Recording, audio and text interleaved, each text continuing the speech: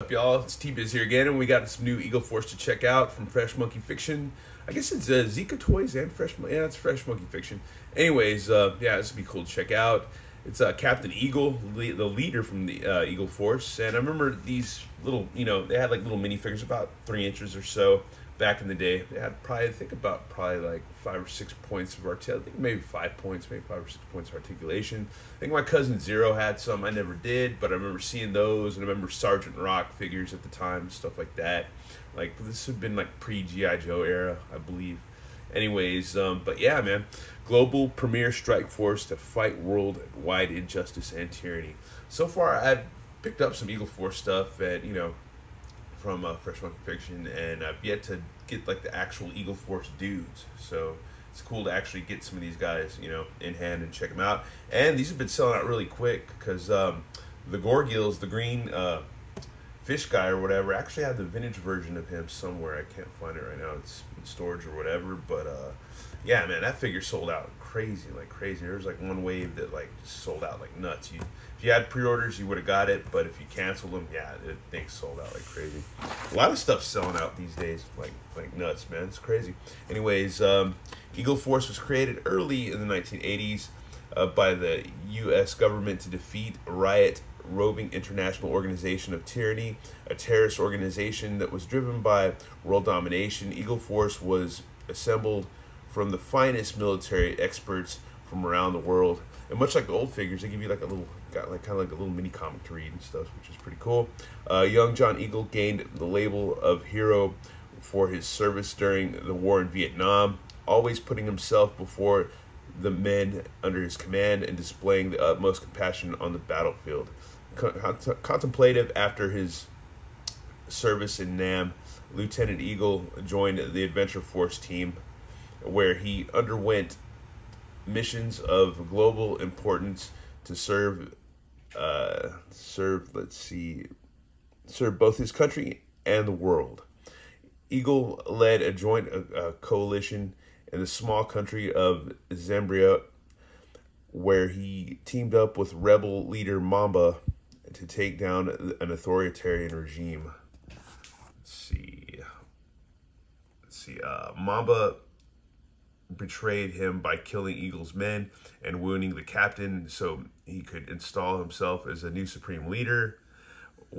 Tech Whiz Gizmo built a cybernetic hand for Captain Eagle, when they started their battle against the first Riot, he was back in action as leader of the Eagle Force. John soon learned he was part of a great legacy. His father secretly led a World War II Eagle Force team, and he strives to follow his example. Captain Eagle continues to lead the new Eagle Force against General Mamba's evil new version of Riot, working secretly to keep the world safe for freedom. So yeah, this is from a 40th anniversary wave. So yeah, it's pretty neat, man. Pretty neat. But anyways, yeah, here's some more info and stuff like that. And yeah, let's get this guy open, check it out. And here's Captain Eagle. His head can twist a little bit, he can nod. His arms go out pretty well. He's got a hinge and a swivel. He's got a hinge and a swivel on his elbow, which is cool. He also has the nice up and down hinge and swivel on his hand. Yeah, let's see the waist. I don't think there's anything on the waist really there. And there might be a waist twist, but I think it's might be hindered by the belt, or not really much going on the waist, not too much. He can almost do splitsies. He can sit down. He can kind of move back and his legs back and forth. He's got double knees, and he looks like he has like a pivot or a hinge and like kind of a rocker hinge pivot or whatever on his ankles. And then you have 2 different holes for pegs for stands. So that's freaking cool. Check out a close look at the detail. Looks like Robert Urich, the guy that was Spencer for Hire or whatever. That's who he looks like, man. There's his robot arm. That's freaking sick. That's freaking dope. Yeah, nice details all the way around, man. Especially on his web gear. That's pretty cool, too. That's nice, man. Maybe some Kevlar armor on the back. That's pretty freaking cool. And then he comes with a bunch of accessories. He comes with the eagle, so that's freaking cool. You get an eagle, which makes sense. He would come with the eagle. And I believe you can put this thing on a stand, so that's pretty dope. Yeah, if I get it out of the package. But yeah, that's pretty freaking rad. That is cool, man. That is freaking cool. Let's see what else we got. All right. We have a stand. We have a bunch of different hands. We have some gloved hands that look pretty cool. I might use one of those gloved hands on him. It's kind of dope. It's got like a shoulder holster or whatever for his gun. Let's see, he's got a small pistol. He's got a machine gun or AK. Was it AK-47?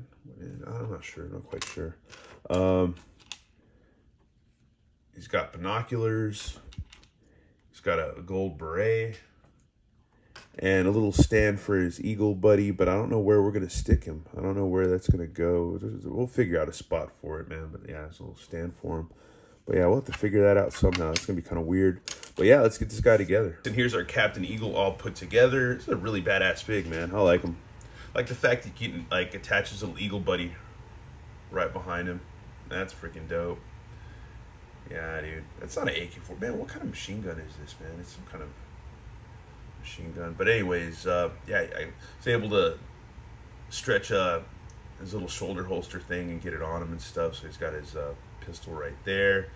Yeah, he's got his binoculars on, his gloved hand on, his beret, dude. Yeah, that's a really nice fig. I like the paints, man. It's really freaking dope, dude. Really freaking dope. And before we end this video, we'll do some, like, I guess a little bit of size comparisons with some other figures of this sort of scale. And for size comparisons, we have a Delta 77 figure, the Ninja Robot guy. And we have Cobra Trooper from the rebooted vintage O-Ring G.I. Joe Hasbro Pulse figures, you know.